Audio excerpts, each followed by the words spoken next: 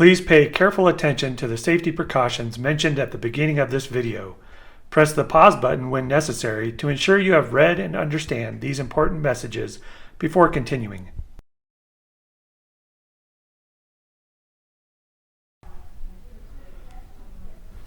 Safety should always be number one. Ensure all personal protection equipment, PPE, is available and used when operating the machine. At a minimum, the following should be used: safety glasses, gloves for handling sharp metal, safety shoes, and a lab coat.